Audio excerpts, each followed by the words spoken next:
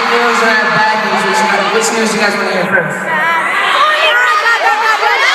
news you want to hear first? Good news or bad?